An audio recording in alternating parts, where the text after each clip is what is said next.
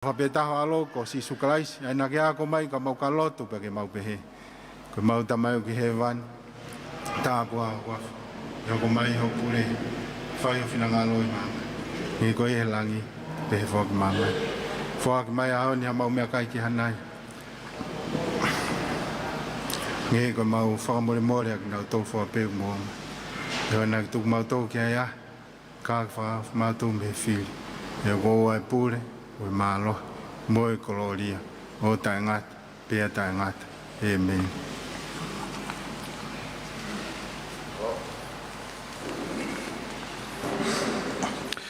Whamaro ki whaiwhekau i lot lerei ko kamata ki ta programa. Tau hoko atu ai pe ki herea taktari. Pea e whakahoko atu ia e he purelahi o po ngai tak mamata. Son whina umuara mafi. Alo.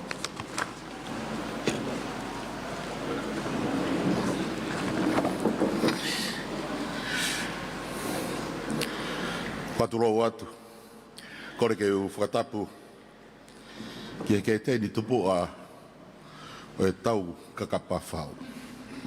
Ka koe wuni walu o kune a whio i lota tau. Whakatapu ki he la a o ono i aho, ono i kuonga. Tama ko tupu o no, ka koe hau toka e o tutonga. Tapa tahine kuini o e talo ni, tahine ko nanas pau, tuku aho, o e whare o ha mohi ofo. Whatapat ki he Ig Nobel ai na whio, Lord Lasike, tu he toka, pa Sandra, pea moho waiki. Whatapat kapkawa, whaiwa maari e, ma tau i whanua moha mata pure. Atu whenei moe whatap mawahe, ki e Ig Paremia Malolo o Tonga, ka koe Ig Nista Malolo, o e ponu ngau e tak mamata, mo whalau e wa Tonga, mea mo e whawhawhonga whikaua Tonga, i wharearea se mi sika. Watu e whakatap mawahe ki he whawhalanglagi o e kātoangan. Ki he kātoanga siwi hiwa kakala whauwho ou, i he tak mamata, ngahi mātanga, ngahi wheitu whakahistoria o Tonga. Kau mahono hiwa i e ngahi mai moa, pe mo taolu ngai, ai whatu taanga e tahine kuini, o unga whanua tahini ko kunsalo te tupou tolu. Whawhalanglangi, ona bol watau hui. Ka koe ik mi sta ke ngai ngau whalotu whanua. Ka koe whawhonga wharearea o niwa i wharearea o Tonga. Whatapu ke tangata ik whaiwhikau mo haa whakalunga o Tonga. Whatapu ke kau pure whawahe, kau ofisa kolo. Kau tak ngau e ngai sektoa ke he kehe, no ngai sektoa whakapureanga. Whatapat ki a sosaia moe hau, moe taki, ngai pisidis watak mamata. Kau mai sea poate whamaketi, tak mamata. Whatapat ke kau whamau e whawhini. Pehe ke kau hiwa, pa pehe ke kau ngā, ke kau nanga, o ngā whamau e ngai taulunga e whawhini. Whatapat ke kau puna, ke pure hiwa, pa pehe ke kau hiwa hono kotoa, mo kau whawhini o ngā taulunga e hono kotoa, o e ngahi whau, o ngahi taanga, o ka manaki whakari he whiawhini. Whatapat ki he kainga tonga hono kotoa, mo mea mahe retio, televisone, mei he lolo halai walu, funga whanua, pio tawhahi, taulanga pasku langi, pia mo tonga e kini. Pea ke kainga tonga kotoa, mo mea mai mei muri, he ea, ma ngalu ope, i retio ka umai televisone. O go whiawhia mo tuani, i whawhongai atu tangata ik Paremia, koe ek ni stare ore o pot ngau e tak mamata whalai wewa Tonga. E tai tari whiawhia ki motolo no kotoa i e whiawhini. Ek whawhalanglangi. O kou whiawhia ke tai tari whituona. I he toe whakawhainga maari ho taimika ke mea mai ki whakalanglangi e kātoangan. O mahino mai ho pou pra pehe ki he o pot ngāwe. Ngai ngāwe ki whalotu whanua. Pa mo whawhonga i mai ai kapinetu mo i pureanga. I he ngau e kotoa e pure a ngau whakahoko i he potu ngā weni. Nā ke mea tonu rangi o poupou ki he ngāhi polokamana e whakahoko i he lolo halai walu, haa pai veu, pia i he wiku o mariu atu i he whunga whanua. I he ahoni, neonga kau tau lua e ngāhi whatongia, kehe e pure a ngā, kau ke kei whakataho taimi ke mea mai. Ko iai o katoa e taitaile rei e wheituna, e minister. Hake pego o ke mea i, ko e tāli wen mei toke lau Pea mo e funga whanua i hela ngahi wike ko mariu atu. Ne mau he wahe hahake ka mataanga o wike. Hoko mai ke wahe hi fō. Pea i ne e fiafi ne mau he wahe loto. Pea i e fiafini mau riu mai ki loto nukalofa. O kou fia ke tai tali rei ki toa ki mau tolu kau whakawhe. Hono kotoa. Tangata i whai whekau. Ka mau tolu kotoa ki mo i hen he fiafini. Pea ki he puringa aue kau mai kau ofisa kolo me pure whakawahe. U atu e mau tai tali rei ki mau tolu. Ki kau Palestine me kau hiwa hono kotoa. Pea ki nau tolu te nau taolunga i ngahi mai moa. O mau tai tali ki mau tolu. Tala manua atu ka manake tau Umo mataha no fetokoni aki ngai proklama lei o tau amanaki ki ai te pe fo ki ngai plan ngau e por ngau o manak fahoko te pe ki ka hauna le lewa malanga kai tatawatu malo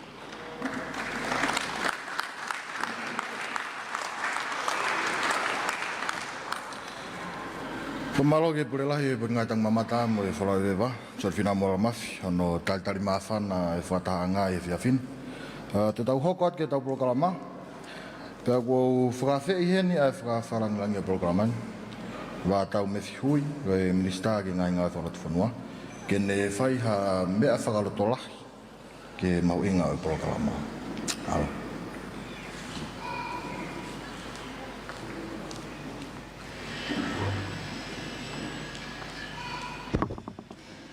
Taba moe hawatonga. Taban ba moe whare o ha moe off.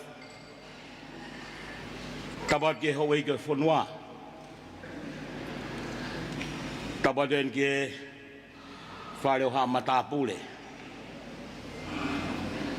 Taban ke a lot lasike ba mo hawa ike.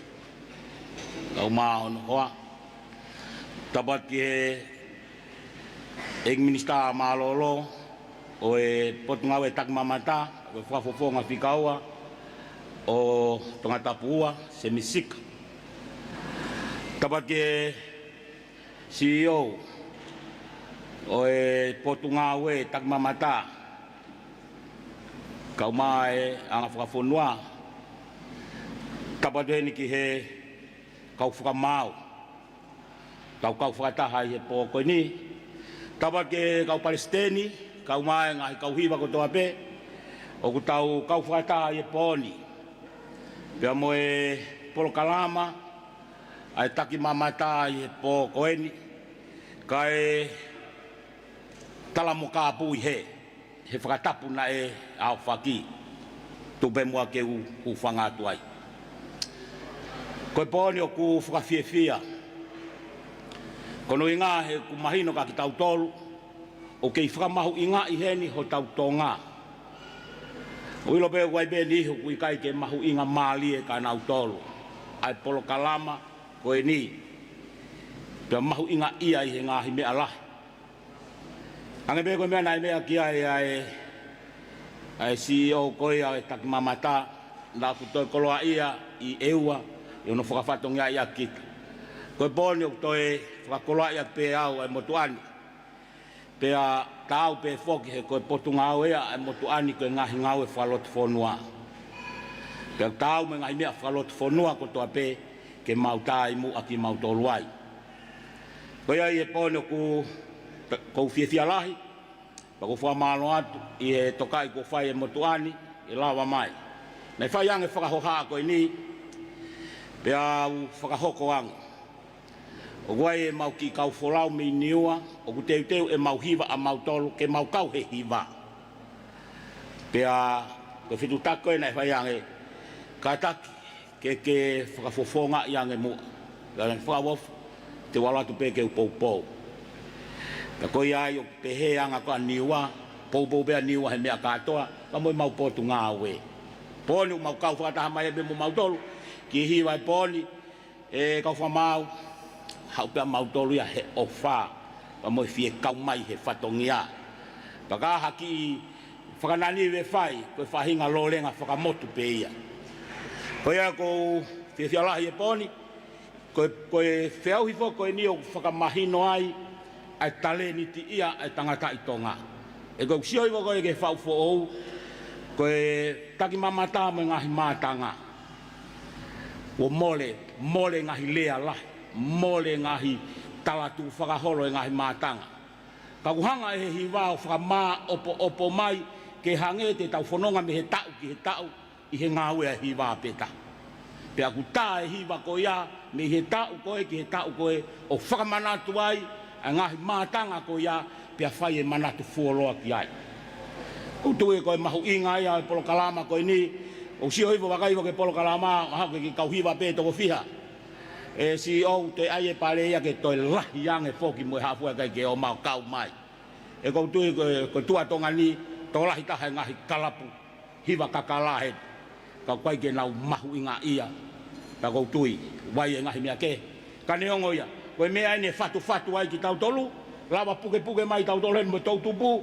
Ka toa pa mo e ka inga ko toi tongani ke nau o mai o mamata ki ai. Ka koe koloa lele ia ke tau tāna ki ai. Koe ai e pōni kou talamunua ki he whiauhi o e pō koe ni kau whamau mai o whalahi atu. Pepe ki he ekminista koe ai taki mamata mālolo. Wai e ku talamunua mālo e kei mauhiwi ka ke mea mai tau kau whakataha i e pō koe ni. Kou hi koe polo kalama koe ni lewa malanga kau tatau atu.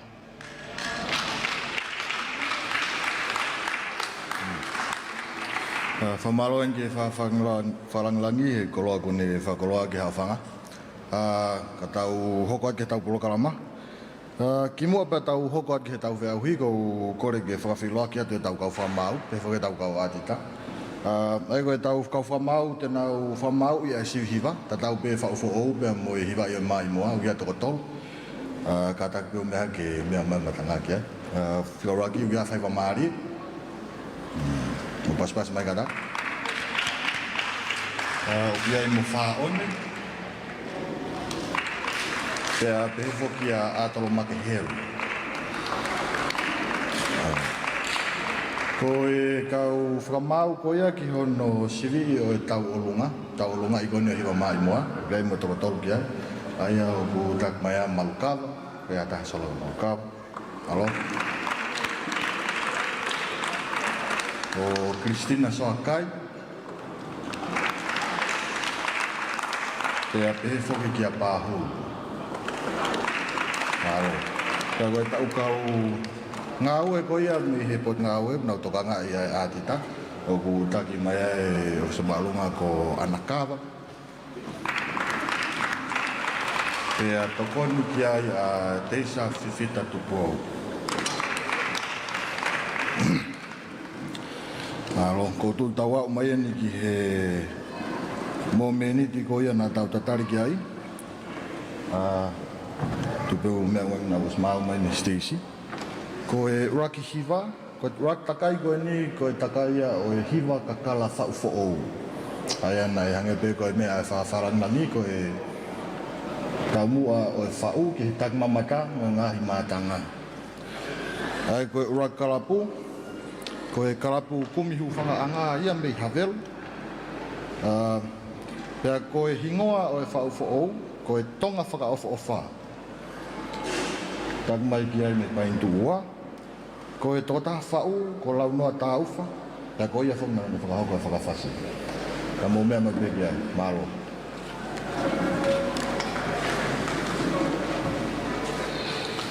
Kau hiwa oloaki au e whiawhkoen i he takai hono oloaki ko ia au e tau whiauhi wa whaofo o ko ia ki ta mamata me ngahi mātanga kalapo kumiho whangaanga me hawelo loto ko nau as i e whunga Stacey e taimini.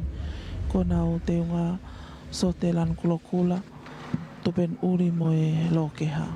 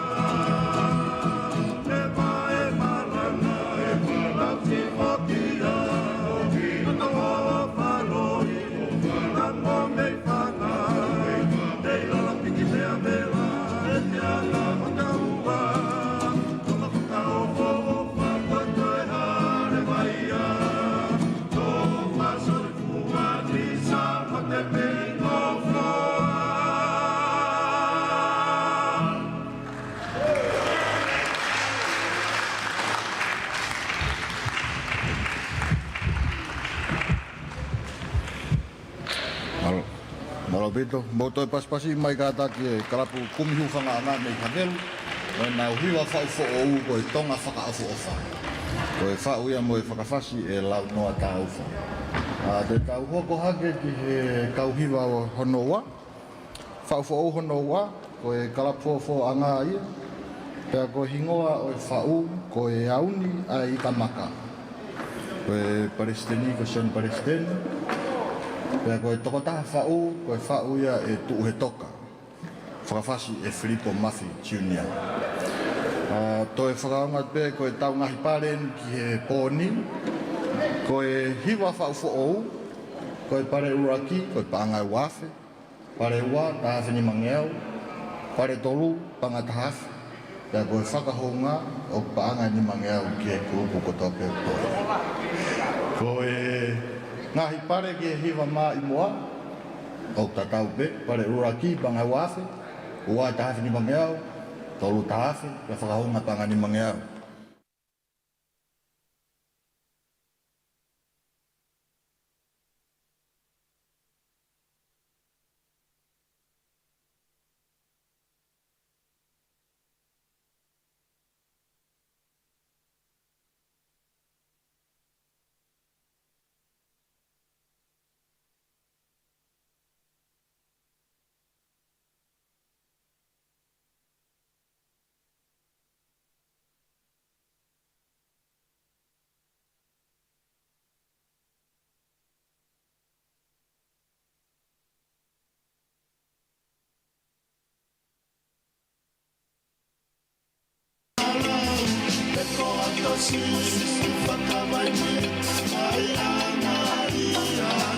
E hiwa ko pana ke hiwa e to he kalapo fofo anga ko taha e whau a tu he toka whawhasia e Filippo Murphy Jr. Kau pito ni he kau hiwa tokolahi au pisi hiwa kakala ko ia e pot ngā o e takmamata e ngā he tau ko maliwatu ko e kau hiwa hanoa ne tau pokalama sivi hiwa kakala o e whiawhini.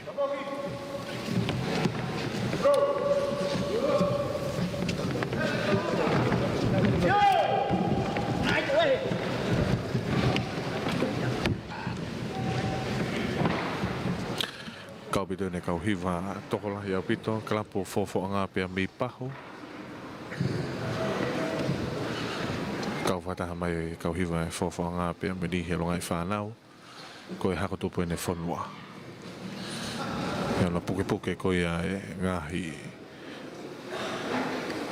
Tofu hawa holo ko ia ai whanua. E mo e tā wanga wha whanua.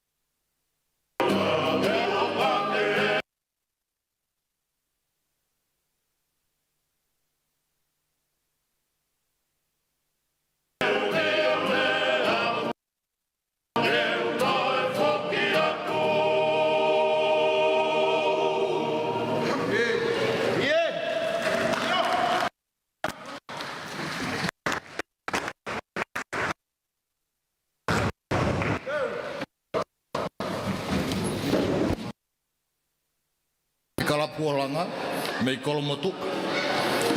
Pea ko hingoa o e nau whauwhoou ko e siweri e otwhangani. Ko e Pataloni ko Paula Tuitawake. Palestini ko Lincoln V. Pea ko e tokotaha whau, ko e whau ia e te vita whatawhehi vi. Whakawhasi, iriwhere tovo, pea mo te vita whatawhehi vi. Ko e nau whauwhoou ia, ko e siweri ai o Whangani. Ko e whakahokoat pe, ko e hiri ko ia ai kalapuolanga, te deu mai o nau tua ai kauhiwa o e si iongo niua mei api niua. Pea mo e nau hiwa whauwhoou. Ko rea ki he kalapuolanga, ko mo mau pepa mo mea ki Stacey. Mo kātaki o paspasi mai, kau ngāue o e si o akākāpe, paspasi mai.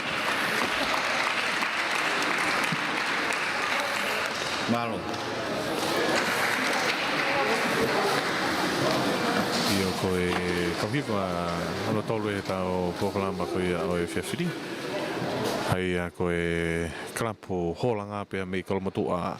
Ka fuke sola pia mo e kauhiwa koe kalapu holanga pia mei kolomotua. Kau moeni he kauhiwa nau wha whi au hi e ngahi whi au hi lalahi ai pot ngau e takmamata. Pia pe ngahi whi au hi kehe pe malawa ke kau atu ki ai kauhiwa koe ne kalapu holanga pia mei kolomotua. Ai koe kauhiwa whikatolu ia, tau ko te reu mai kauhiwa koe api niwa, lere mei toke lau, i e tua koe kauhiwa kalapu holanga pia mei kolomotua. Ai koe kalapu holanga, kalapu ni maunau kau me he takai ulaki ka koe whauwhoou.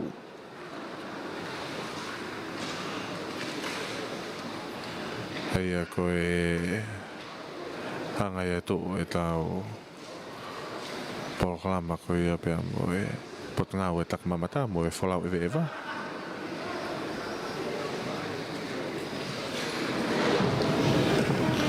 Ngahi maari apite ngahi whau ko malawa ke tau whanongoa he tau proklama whamawholanga tonu.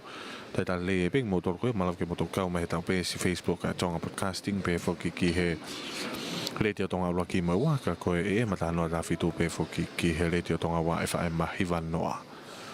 Pea me loto nuka lofa. Whiau hia ni vahe kolo. Ka katoa e vahe hahake, vahe hifo, pea mo vahe loto ko nuka lofa en. Pe koe vahe kolo.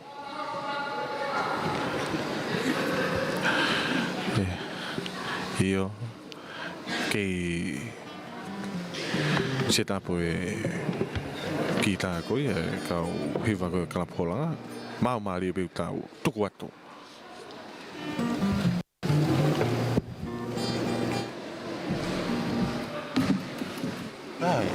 So ko tui pe waha ki Palparema.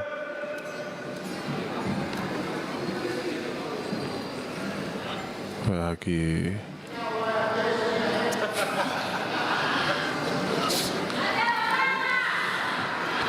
Io, koe whakai kai me matanga taktaha teke na o kauhiwa. Tau mua fuke por kalama ko ni fia, mau pe fia. Pea ka koe mea te pū ka kono kei tauhi ko ia e tau tuk whakaholo.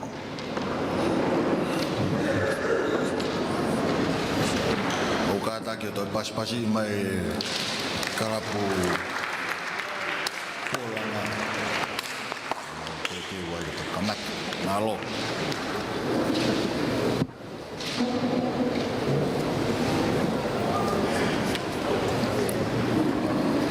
Io. Ko tui pe mei mau maari mai kauhiwa karapu polanga. Ko pampi ke iai e ngahi Palparema whateknika reia. Ka o pa pe ke fa nga u ke kai malava ke to hoko atu e tau pokalama pa o tu ko mau mari mai tai ka hui va kala pola nga mi kolo motua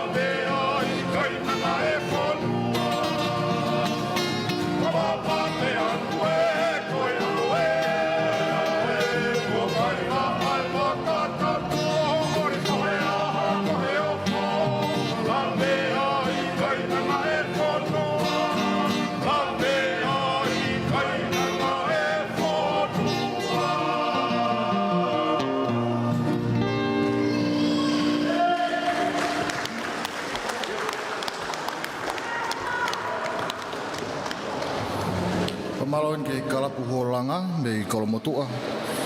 Mo e nau fa'u fo'ou ko e siweri e ot fangani. Pataloni Paula Tuitavake, Palestini Gorin Convi, ko e fa'ueni e te vita fatafehivi, pea whakawhasi e ilifere tovo, pea mo te vita fatafehivi. Ko e kau hiwa kakala fa'u fo'ou whakaoski he pōni, o whakahoko atuia e he kauhiwa ki he koe siiongo niwa me api niwa. Pea moe nau whau fo'ou koe takmamata moe ngahi mātanga tupua. Taki kauhiwa koe ni ku taki me pēme ai e minista ngahi ngā ue wharot whanua, wā tau me whihui. Pea koe whau pe whokien pea moe whakawhasi. E minista ngai ngā ue whakarot whanua, ka koe whakawhalanglangi o e whiawhini. Toi whakaonga tu pē tau ngahi pare, ko e hiwa whau who'ou, ko pare uraki ko e wāwhe, pare wā tāwhe ni mangeau, pare tolu ko e tahawhe, ka whakahounga panga ni mangeau. Hiwa mā i moa, pare uraki wāwhe, pare wā tāwhe ni mangeau, pare tolu panga tahawhe, ka whakahounga panga ni mangeau. Ko e ngahi pare ki he tau olunga, pare uraki panga ni mangeau, ua tolu ngeau, tolu ua ngeau pia whakahonga panga te au. Kataka mō pas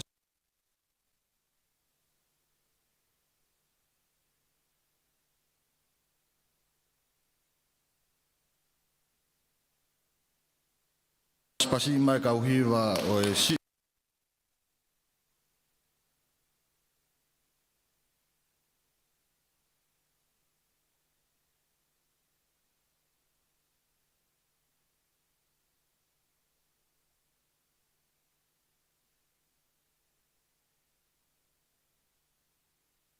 Iongo niwa me api niwa Pea moe nau whau fo o Ko e tak mamata mo e ngahi mātanga tupua Malo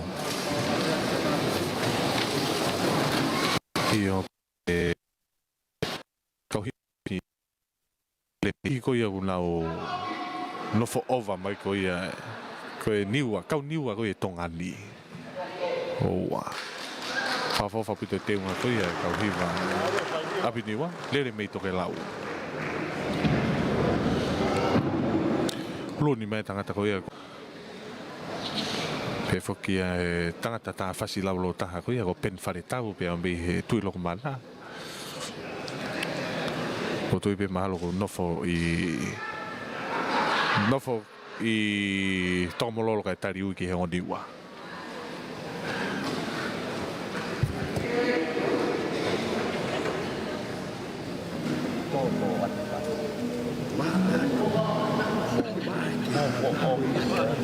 Nhất là phải gia đình và phải học làm. Đúng.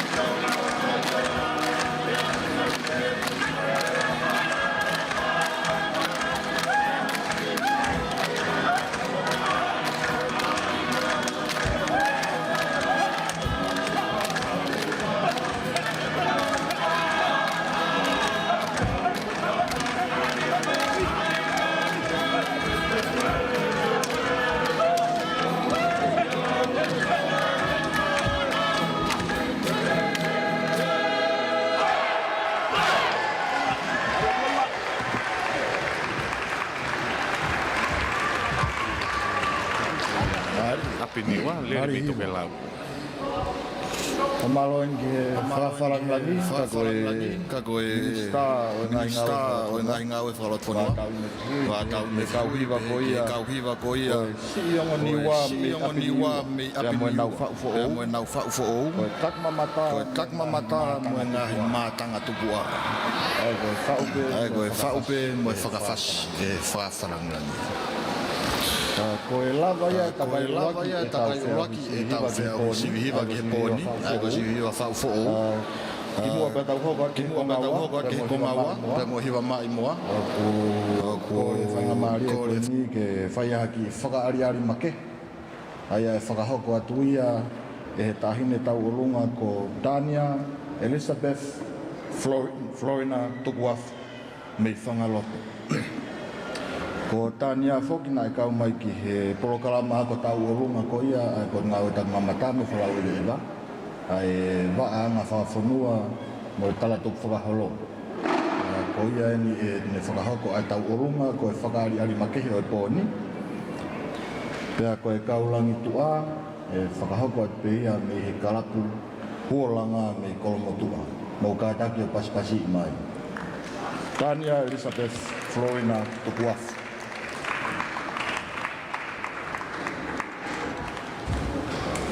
Ko e lava kakato ia e takai uluaki o e whiaui hiwa kakala whaafo e whiawhini. Na e tātou ko haia e kalapu si iniwa, si ongo niwa me he api niwa ia me hawelo loto. Tui pena mo whanongo lelei mai pe ki he whewhia e matanga ko ui ko e kauhiwa ko e ni. Na e mea tu pea e whawhalanglangi ka ko e whafofonga ia e ongo niwa. Mā tau hui o whahoko koia pe whoki na e whau mo whawhasia e hiwa koia na e atu he si ongo niwa. Pea ko ia na e whai ene ki i whakariari ana ia i he konga whakaosi e nau hiwa. Mā whana au pito e whawhalanglangi o e whiawhini. Kai kehe hoko mai e tau polokalama ke whariari ma kehe koia e whiawhini. Ko koe kaunanga pēni na e kau i he ako tau olonga a e pot ngawe tak mamata mo e wholau ewe ewa. Tania, Elizabeth, Florina, Tukuafu me whangaloto.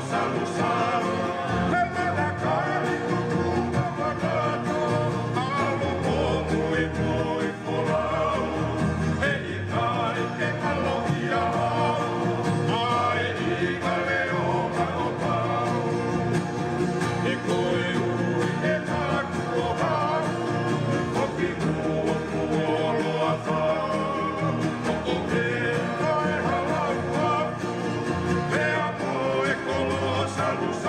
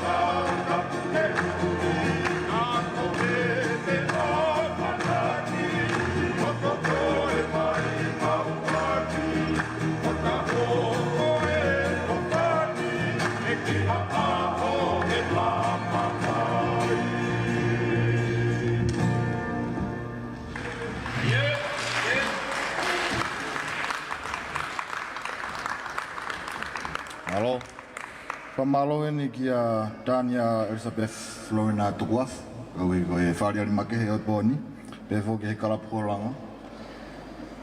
Kai te whawhalolo, ka tau hoko tai peki he konga ua o e whiahui, ai a ko e ngahi hiwa mā i moa ia o Queen Charlotte tupou toru. Pea mohono tau o runga, ai a e kamata mai e pe, me he karapukolanga, me kolomotua. Pea moe mā i moa, o si kakala o lotokolo, tau o lunga ia e Luis Rikiriki. Karapukolanga me kolomotua. Malo, mo pas-pas mai kataki.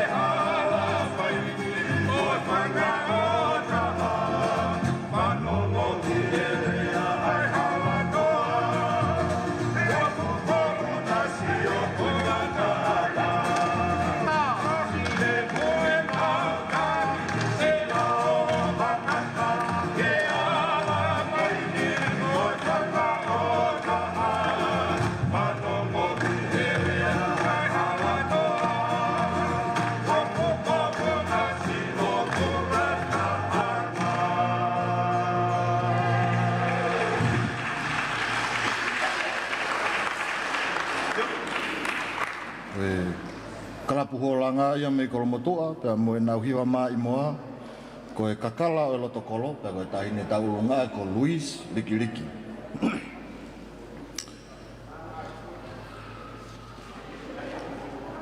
Kore ke tau hoko atu ki he hiwa honoua, mā i moa honoua, mo te teo mai e kalapu kumihu whanga anga me Havelu, kalapu kumihu whanga anga me Havelu. Aia ko e nau mā i moa, ko e Siweri o e Pasifiki. Tahine taolonga, ana lau manu mai lau.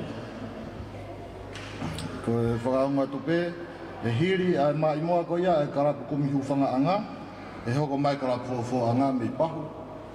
E nau sivihiwa mā i moa me taolonga. Toi whakaunga pe tau ngai pare raki e whau o ko panga wafe, pare ua ko tahafe ni mangeau, pare tolu ko panga tahafe, ka whakahonga ko tak panga ni mangeau. Hiwa mai moa, pare raki, panga wafe, pare ua tahafe ni mangeau, pare tolu panga tahafe, ka whakahonga tak panga ni mangeau. Koe tau olunga, pare uraki, pangani mangeau, pare wā, panga tau meau, pare tolu, panga ua meau, pia whakahonga, tak panga te au. O kātake paspasi mai kalapu kumi hu whangaanga mei Havel, pia mo e nau hiwa mai moa koe siweri ai Pasifiki. Tau olunga ia e ana lau manu mai lau. Malo.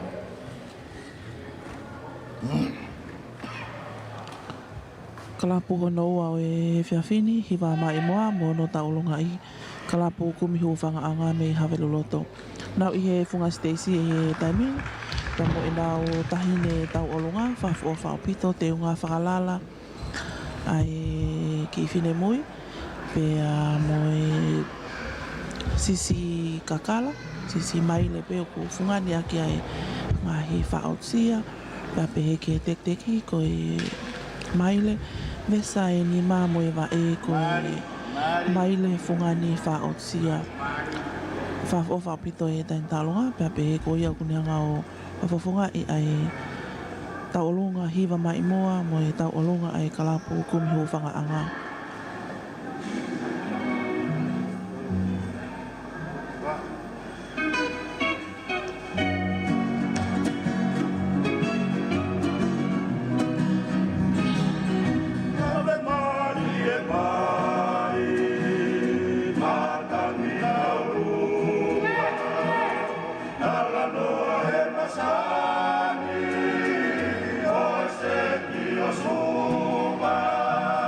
Rod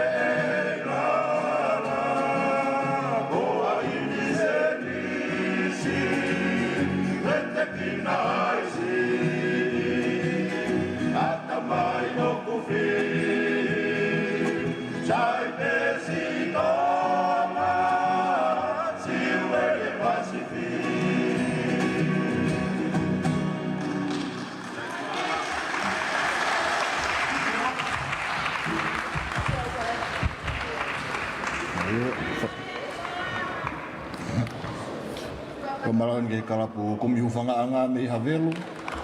Mo toi paspasi mai katak. Ka mo nau tahine taulunga ko ana lauman mai lau. Ka mo mai moa ko siweri o Pasifiki. Te tau hoko atu ki he kauhiwa hono tolu. Ki hono hiwa ai o ngahi mai moa pia mo tau olunga i. Ai a koe kalapufo anga me pahu. Taki mai henia tu he toka. Pea koe nau mai moa, koe heilala tangtangi, tahine taulunga ko kalolaine lātu ila. Koe kalapufo anga ia.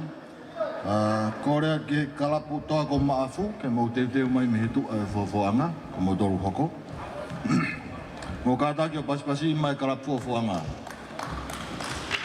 Nau mai moa ko heilala tangtangi, tau olunga ia e kalolaine lātu ila.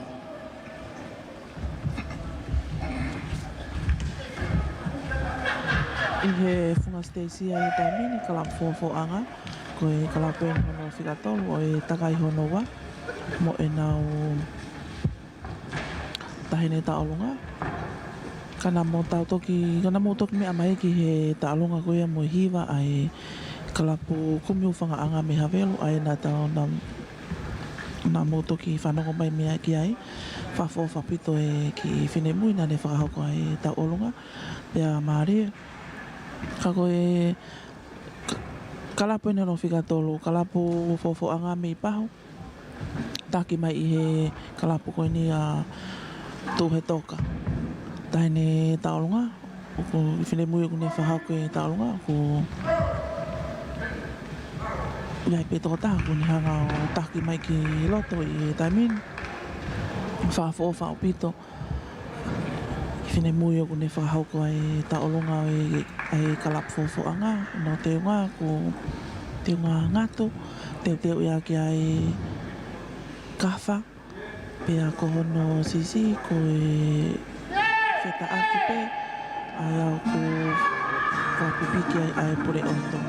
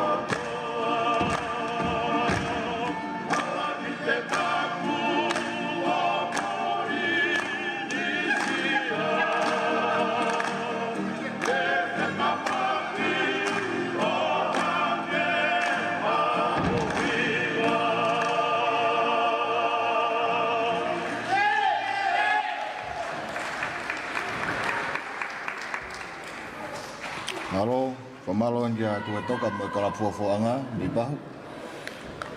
Pe foki ke tain taurunga kalau lain la tu ila.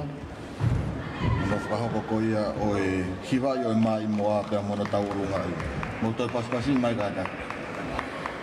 Ko e kalapu hoko, kau hiwa hoko, ko e kalapu toa ko maafu ia, mei kolomotu. Iho nau tua, ke hoko mai ai kalapu sia ko mei hongo mei kolomotu ai pe.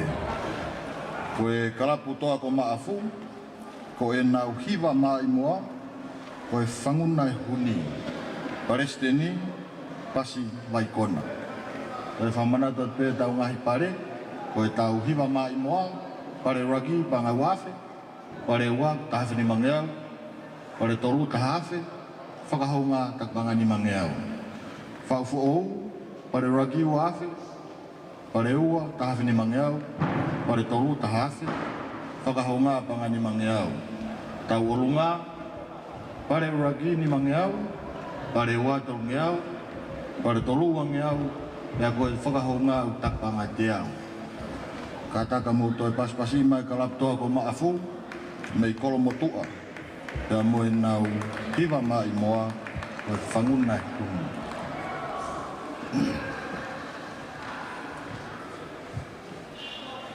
Kau hiwa hoko i he whunga Stacey he taimini, ko e kalapu toa ko maafu mei kolomotua. I he nau hiwa e nau hiwa mai moa, mo e nau tau olonga. I he whiawhini kau ko lava ane he kau hiwa koe na tau situ ame ai kau hiwa ia e kalapu fofoanga, mo e nau tau olonga, whaafo whaapito e nau whine mui, nā ne whaahoko e nau tau olonga. Ko e kalapu toa ko maafu e no nau amana ke nau whaahoko e nau hiwa mai moa i he whiawhini.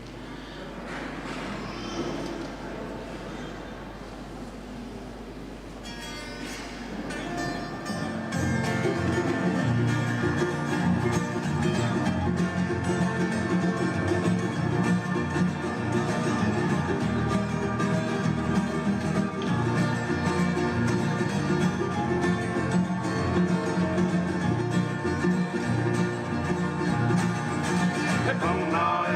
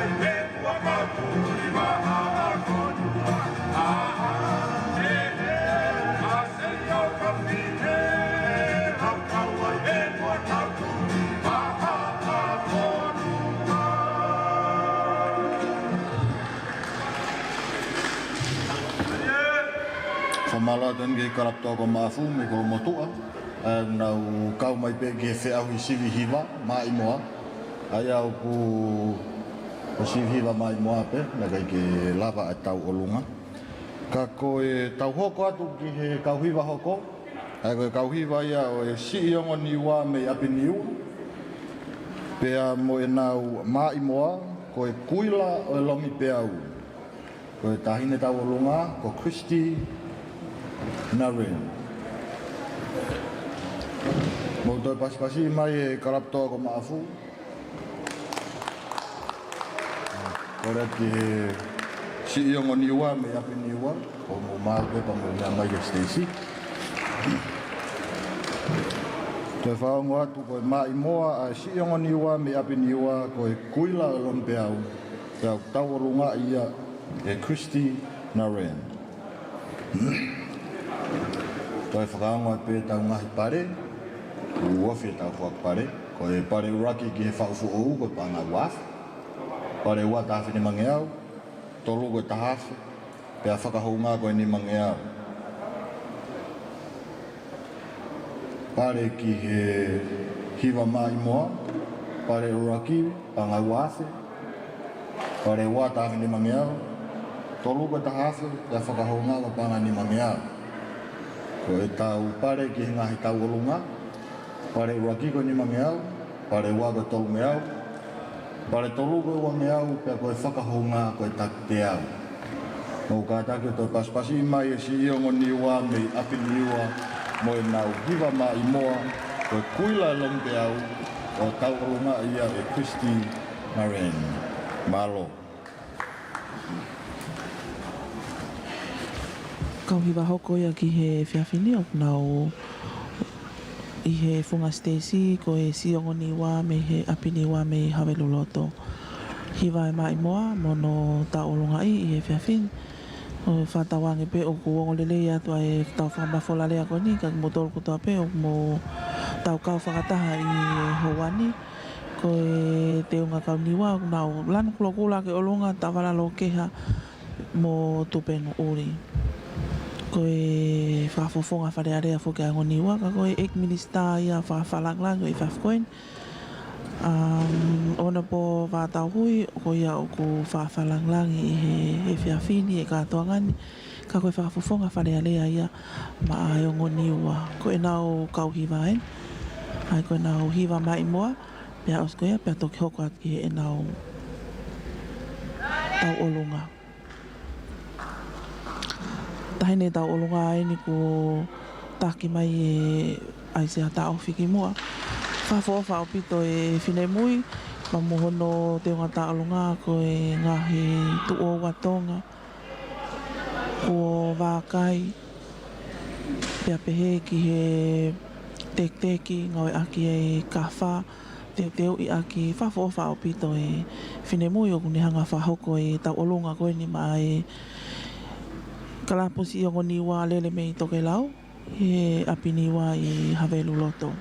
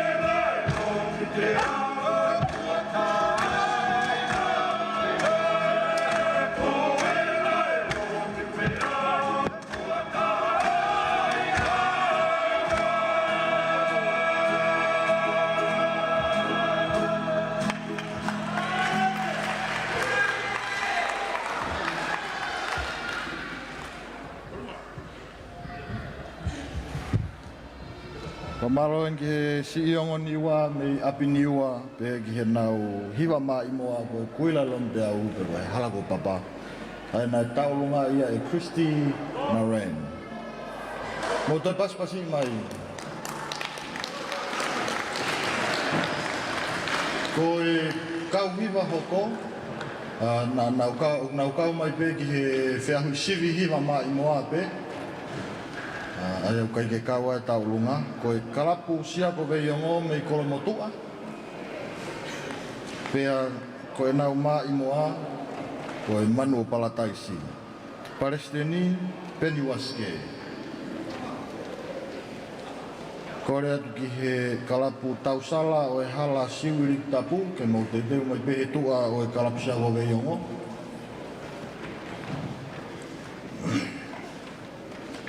Karapsia ko veiongo, te whakaangoa ko nau mai moa ko e manu palataisi.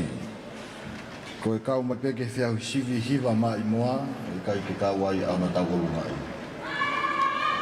Mo paspasi mai, kalapu sia ko veiongo me kolomotua. Malo.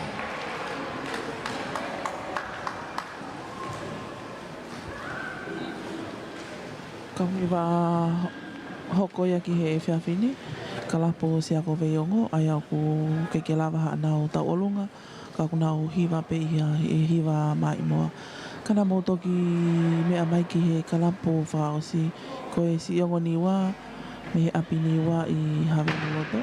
Na mo mea mai ki he nau hiwa, mo e nau mai moa, mo e nau tau olunga Maria i he whiawhini. Whahoko ia e nau ki i whine mui. Maria au pito pea whakamalola ke kainga niwa ko wiko ke kau mai ki he whiau ki ko ia e pot ngawe i he whiawhini. Tau taitari he ko wiko e kau hiwa kono tonga i funga Stacy. Kalapo sia ko veiongo ia me kolomotua. Kai ke lava hanau tau olunga ko e nau hiwa mai moa pe.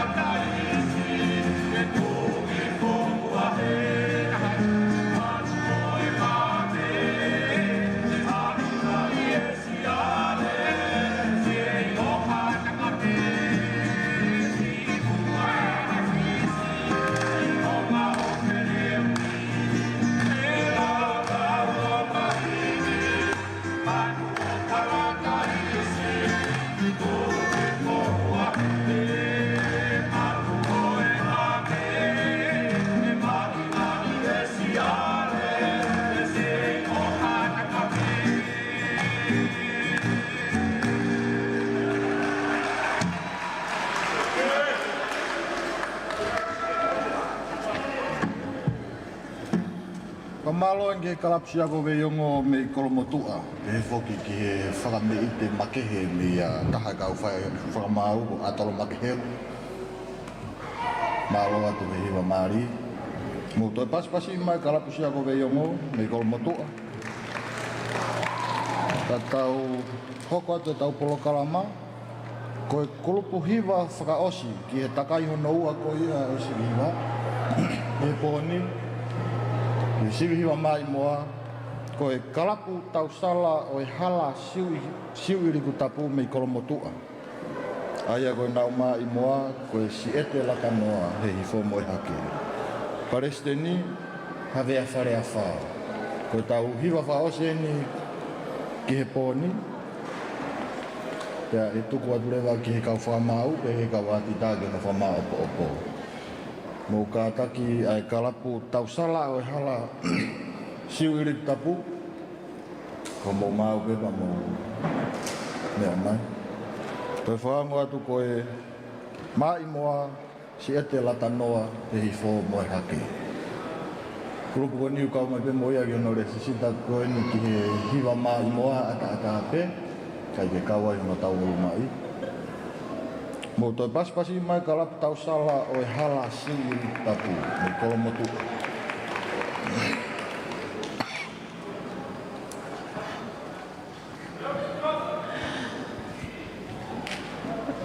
Kahui waho koia i he whiawhine, unau i he Whunga Stacey. Kalapu tau sala o e hala siu tapu. Mei kolomotu ai pe. Whakakakato ai rewa i ngahi kalapu ai kolomotu ai ki whiauhi e tau whiauhi e whiawhine. Moe nei ngahi hiwa maari e nā mō toki mea mai mea ki ai. Kalapsia ko vei o ngō ia nenai. Ko e kalapu tau sala e hala siu tapu e ni mei kolomotu ai pe. Ngāri pe ko tau mei iau tau tolke he tau mui o e whiauhi o e konga ua o e whiawhine. Mai he kauhiwa ko ni a pensoni whetokai.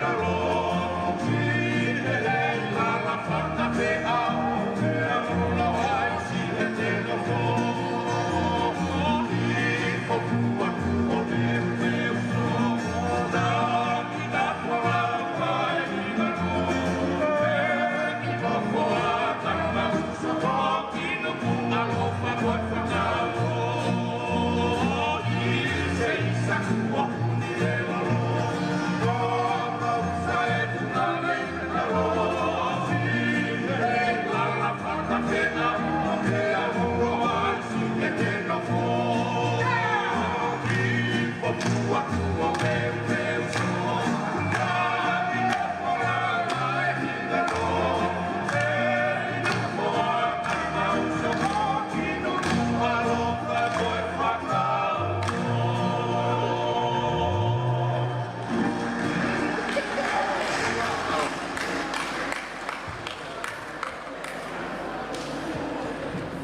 Mukata ki toi paspasi mai kalapu tau sala o hala siu iri tapu me i kolomotua. Mo e nau hiva mai moa o e siete lata noa e hifo moe hake. E whawharanglangi ko e lava e ko ngā ua me ko ngā whakaosi o e whiauhi sivi hiva.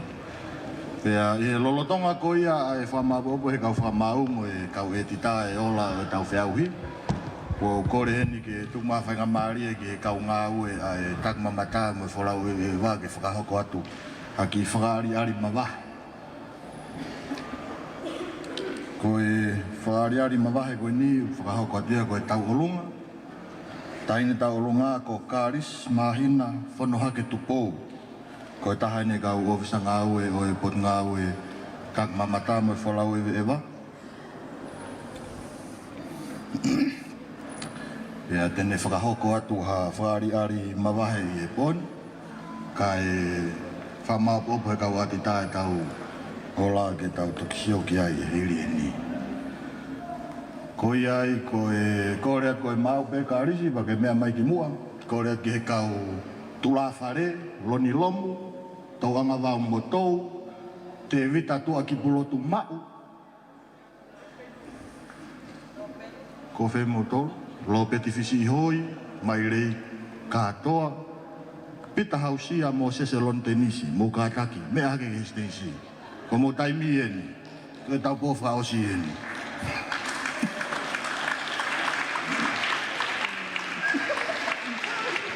Lava kakata ia e konga honoua o e takai honoua o e whiauhi o e whiawhini. Na e tātuku ai e kalapu tau sala o e hala siurip tapu me i kolomotua.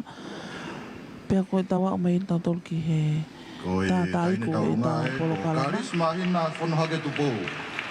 Taki hake pe punake a kot ngā ue. Kotoni ro pasta siare. Me he whora osi me hi hifu.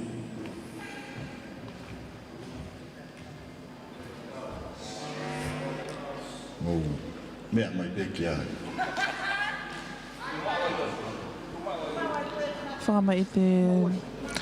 Whama i te makehe au i whiawhini me he taha kau ofisa whakawhatongia e pot ngāwe.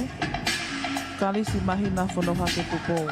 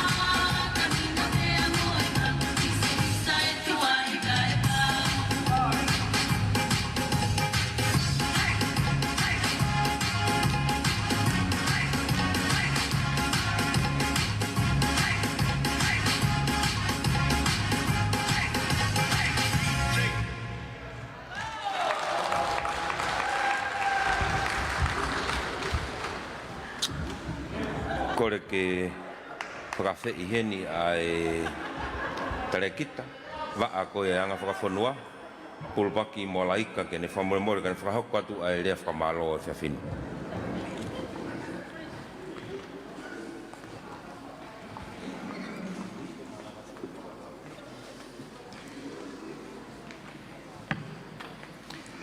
Tapki e a whio ai o tua mawhi I ho tau lotonga. Whatapki e la hopo o o tawhelini te, tamatu I tupo wono.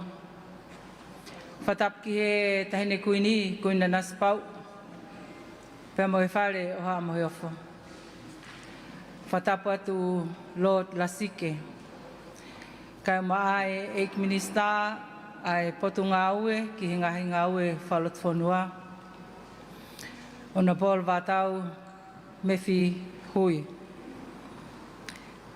Pea o kou kore ke huwhanga I he tala whakatapu kakato ai whanua. Pea moe lotu kai ata ke u whakakakato ai lea whakamalo o e whiawhini. Lord Lasike kai maa ai whawhalanglangi o e whiawhi koini. O tau whawhitai ki he o tua mawhi I hene tukutaimi mo ne tauhi mo toka ngai ki tau tolu o malawa ke whakakakato ai polokalama. Na e whakatutu he tangata ka kono whakakakato o ai o tua toko taha peia. Ko e whamalo o e whiawhi koe ni I he loto o ku whonu I he honga ia pia moi maafana, moi whiawhia. I he paupou ko ke mea mai ai Lord Lasike ke kau whakataha pia mo kumautolu. Kai umaa ai Eik Minister ki he ngahi ngā ue whalot whanua ai au na whetaiaki whakataha mo langa whatongia o whai he waa anga whawhanua pia mo tala tuk whaholo ai au he malu o e potu ngā ue tak mamata pia mo e wholau e wewa. Na e taki mamata ai potu ngā ue ni o kamata mi he lolo a halai walu. I he tau mua tatau ke whai hono whakamaa opo o e ngahi whao whoou. Whelawe I pia mo e tak mamata pia mo no ngahi wheitu whahistoria. Pia lava ke hanga e he kaupunake o lolo halai walu o Viki pia mo sani. Ai misiteri, ai whau, ai otua, ko ne whai ki o tau whonuani. Pia mau liu pia me he lolo halai walu ke whanga I he si. I he tau mua tatau pe. Pia mau hoko mai ai ki he whunga whonua ki e ua. Pia ne whai hono la kai vahe hahake, vahe hifo, pia mo vahe loto ane whiawhi. Pia koe ngalu tuku eni o e polo kalama.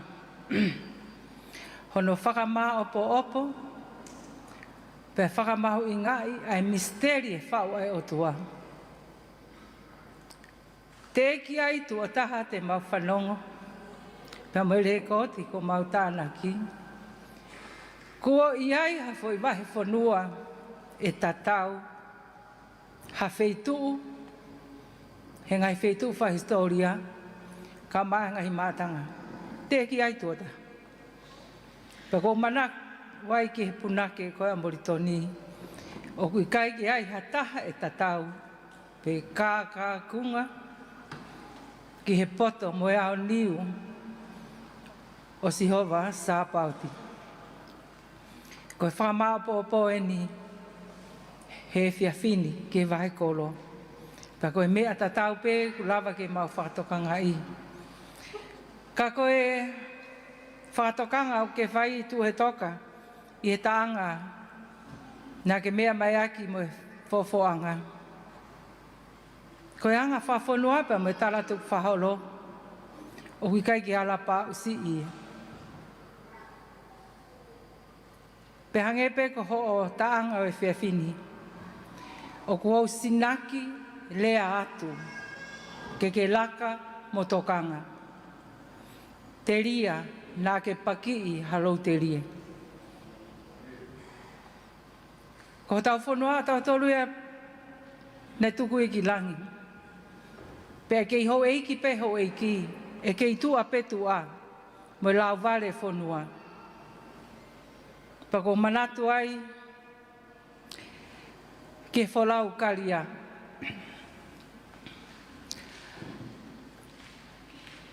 Taimi o ku whalau ai, ai karia, penaia e tu i tonga, penaia e tā lafu i mui i he karia koe ni.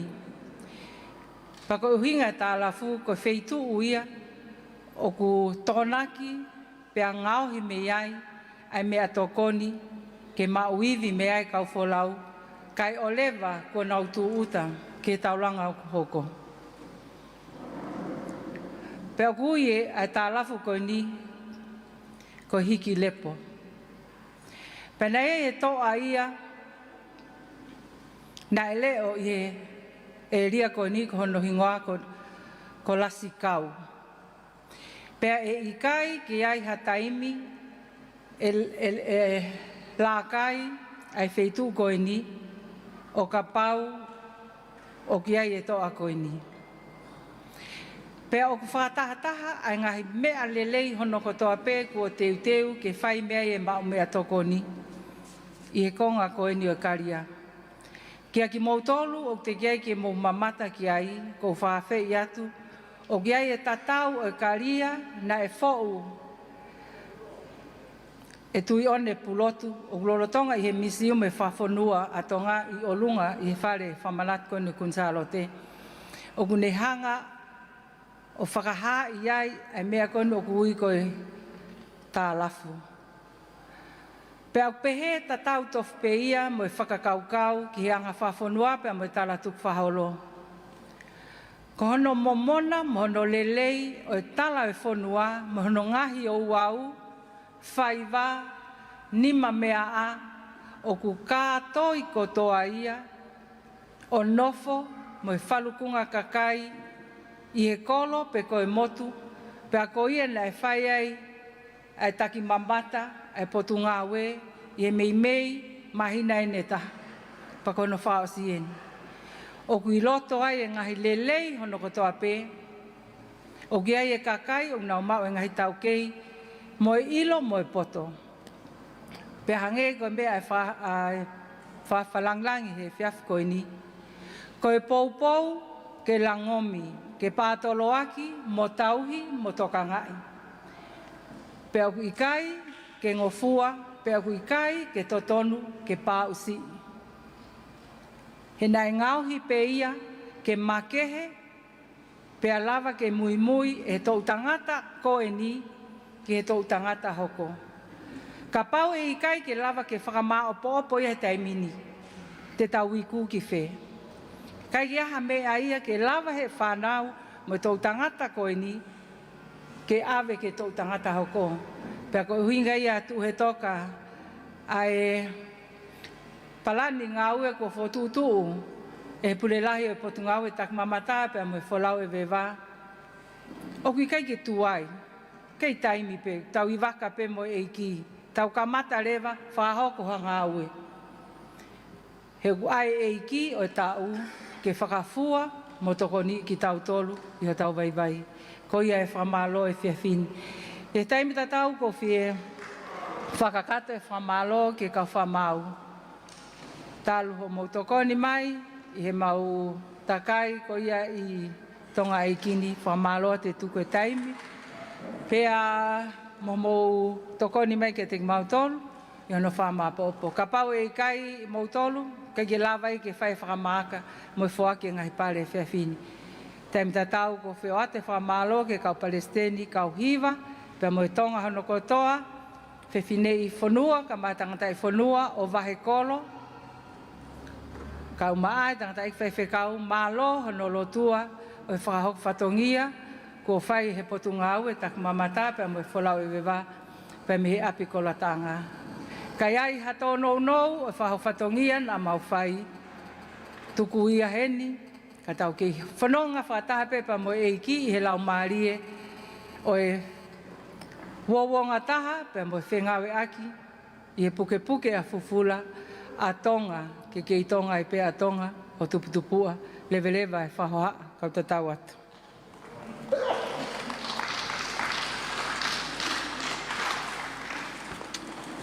Whamalo ki he tarekita o e anga whawhunua mo e talatu whakaholo, pulpaki molaika, i he whakakato mai a e te whamalo e whiawhini. Whakawhalangilangu tau wau mai ki he konga whakausi o tau polokalama he whiawhini, ko no ui atu a ngahi maupare, ngahi hiwa na whakahauka whiawhini, pea behe whoki ki he ngahi tau olunga. Pea ko whakawhi e te whituna, e whamore ka ki whoki ange ngahi pare ko ia. Ko e hiwa kakala whaafo ou, na e kalapuai e wha. Paguai ki pare whakahou ngai ki he whika wha, ko kalapu kumihu whanga anga mi havelo. Ko rea tu hawhafofonga, ke lava mai o mau ai pare ko ia.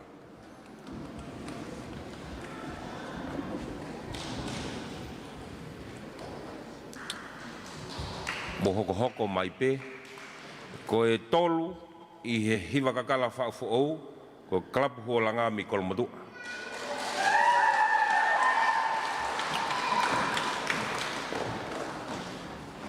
Whafafonga me i kolomotua, mo e paanga e tahawhi, ko e whakahou ngā paanga ni mangi au.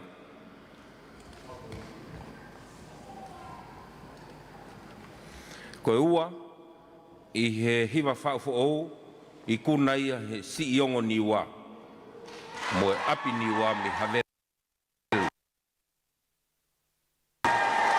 Mo e pare, paanga e tahawhi ni mangi au.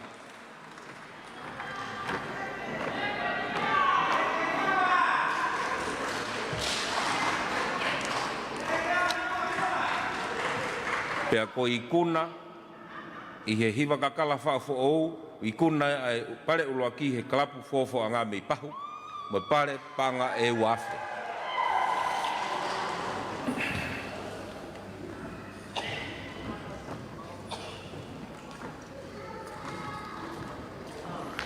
I kuna ia o e hiwa whaafo ou, i he kātonga siri hiwa e whiawhini, i kuna i he kalapu fofo a ngā, mo pare panga e wafe.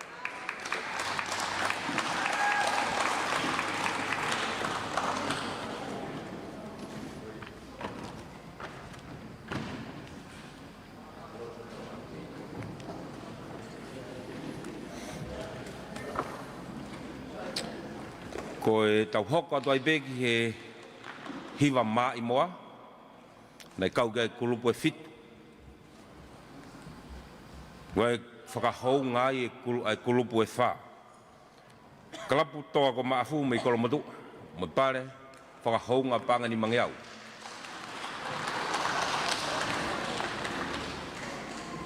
Kua whakafonga kalapu toa ko maafu, whakahou ngā hono hoko, kalapu fofo a ngā mei pahu. Panga ni mangi au.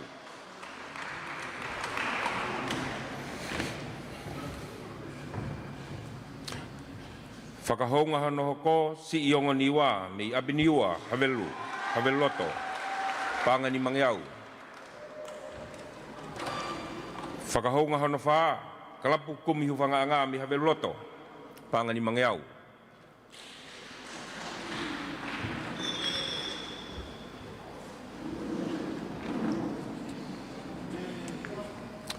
Ko tolu, i hiwa mai moa, i kunai he kalapu hola ngā mi kolomotu.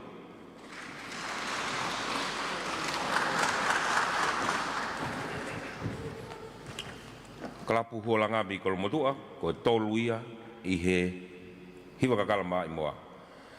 Ko e wā, i kunai he kalapu tau sala hala siu i riku tapu kolomotu. Pea koe pare ko ia koe tahafe ni mange au ia. Ko ikuna o fe au sirihiwa ma i moa he viafi koe ni, ikuna ia he sia ko vei ongo kolomodu. Paanga ia e uafu. Ta hoko ato e beke sivi tau olunga, fe tau olunga o viafi koe ni, na ta olunga e fine mui e toko wha. Goe whakahou ngā e taha.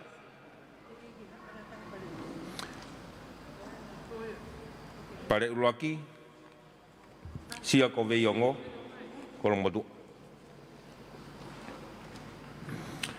Ko e whakahou ngā Christine Narine, si ongo niwa, i he tau olunga ia. Ko rea tu hataha ke katak mai o maawade pare ko ia.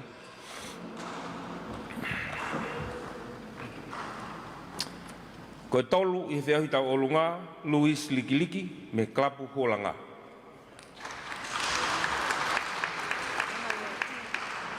Panga e uange au. Ko e ua, Caroline Latu Ila, klapu fofoanga, mo pare panga e tolunge au.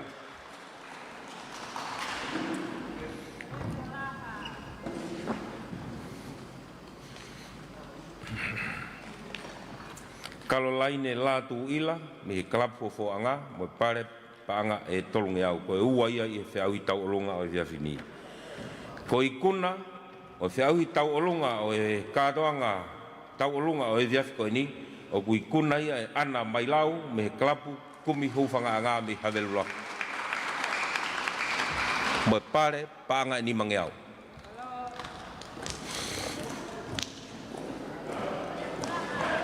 Ana mai lau klapu kumi hufanga anga me havelula to ko ikuna ia e tau sivi tau olunga o e viafi koe ni.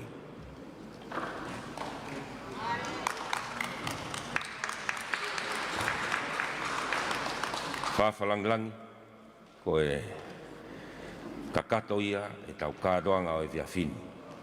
Pea o pukore peheni ki he tanganai ki whaiwhekau wiri whangpo waka, ke ne whakamore more, ka e whaosia rewa e tau kādoanga o e viafiko ni, aki haa tau lotu.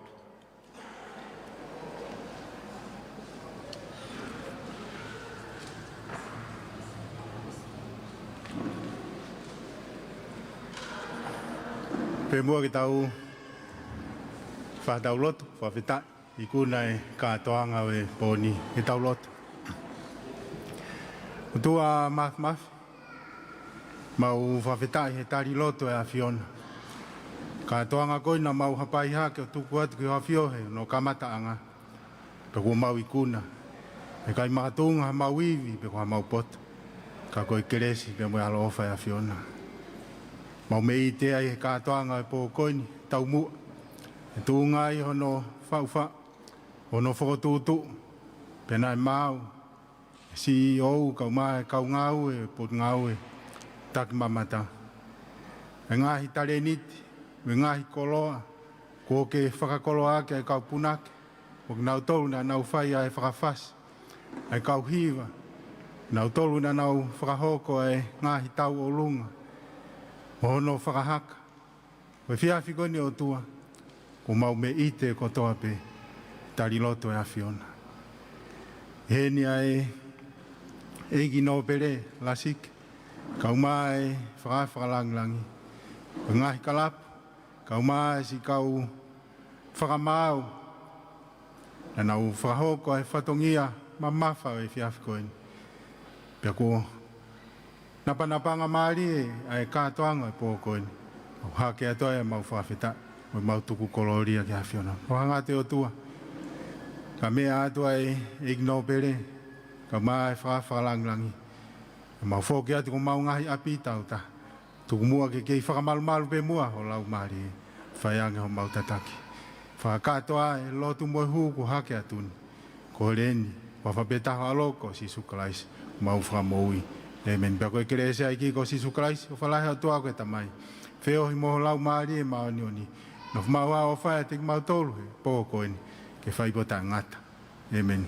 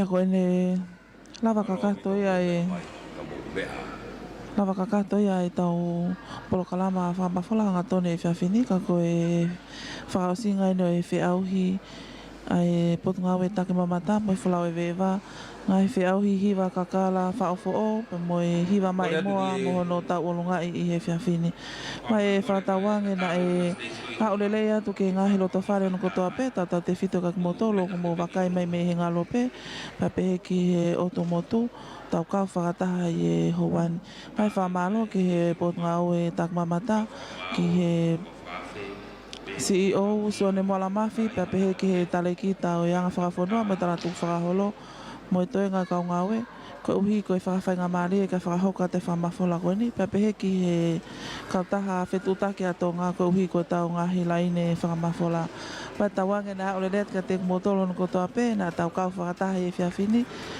ai ngahi hiwa maari e mo e ngahi tau olunga ka koe tau tokoni ki hono pautoloaki ai tau ngahi whaiva tu whanua mo tau ngahi hiwa tu whanua i o tau ki whanua koe ni tatawa tai pe ma whai whatongia me hi holo whakamanato kun salo te me he tawhaake whaita Facebooka tupou lea levu tu ifua le tio lisa tanato hi kau ilai sane pua ka tau whoki he ki he wikilani ki a ki tione ke hoka te toenga e tau ngahi polokalama i he whiawhini malo apito.